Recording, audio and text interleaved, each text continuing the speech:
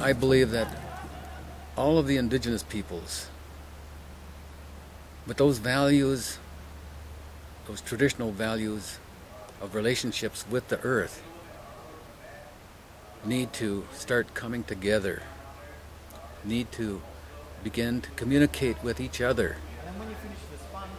whether it's on a spiritual level, a physical level, emotional, or intellectual levels. They need to begin communicating with each other to start bringing that right path of the world to all peoples. Find the resources and the funding, and indeed try and push it through to the policy and program level to show that there's more or less that there's another way of doing business, that traditional owners on the ground have got an important role to play, and I want to be able to show that important role just quickly. This here is Skatagan. This is the real Skatagan.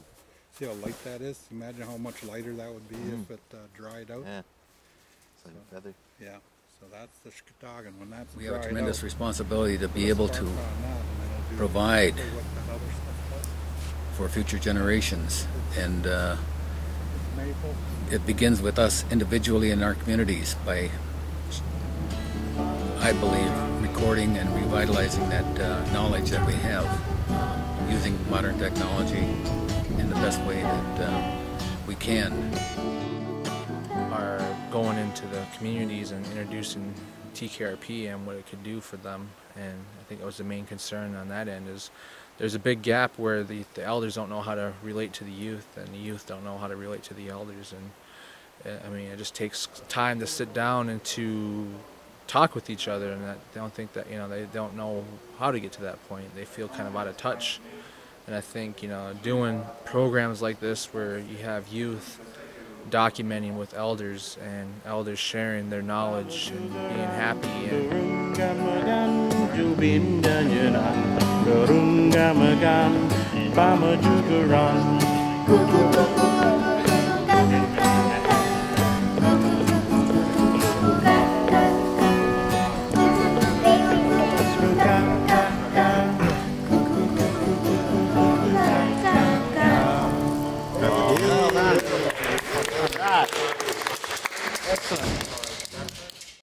The traditions and stuff like that, the youth might not pick up on it or think it's, lame or not, it's not cool or whatever, but I think that's what's taken a lot of youth away.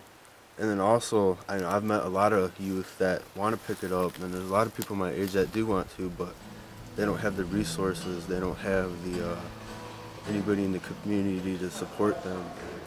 As youth, it's kind of our responsibility to relearn all those old ways and start putting in those old ways back into use, because it's up to us. We're going to be the ones taking care of everything in the future, and we got to try and wrong the rights that, or right the wrongs, my bad, that were done, and kind of try and fix everything, I guess. And I feel that learning those old ways will do that.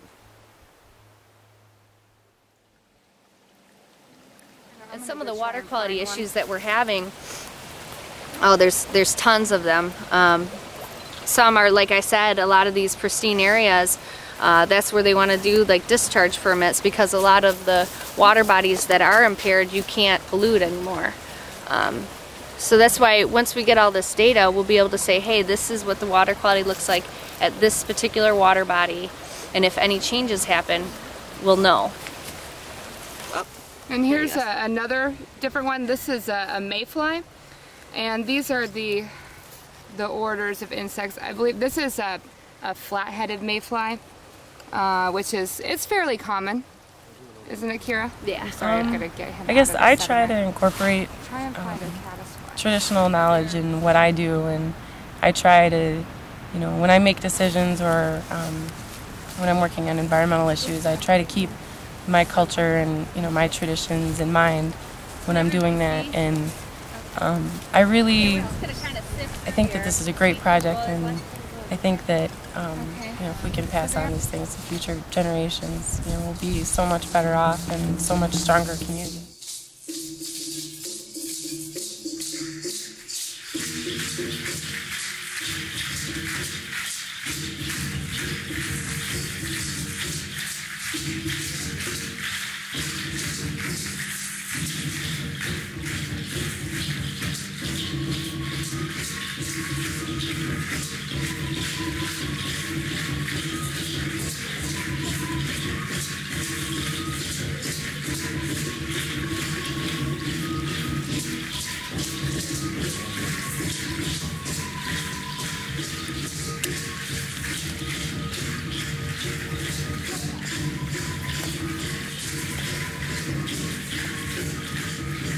This is the part here. It needs 7 inches and about that wide.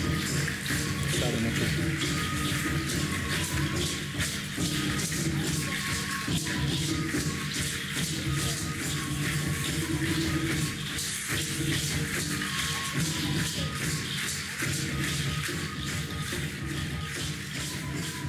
The whole idea, even at home and expanding that so broadly within our own communities, was to show people that, hey, you know, we need to be doing the same thing, and we need to be shown the real importance of this project. And I guess that flying into other countries has been something that's happened on its natural course. And once again, you know, bonding Indigenous people is similar, even across the ocean. And it's happened in New Zealand now with the Moriori people.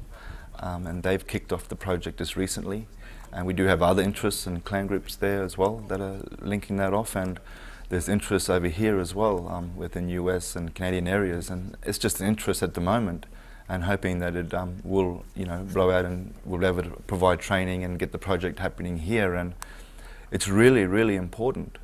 Important path we're walking. It's the same path that our ancestors walked a long time ago, and we're just doing it with the new technology that we have and the tools around us.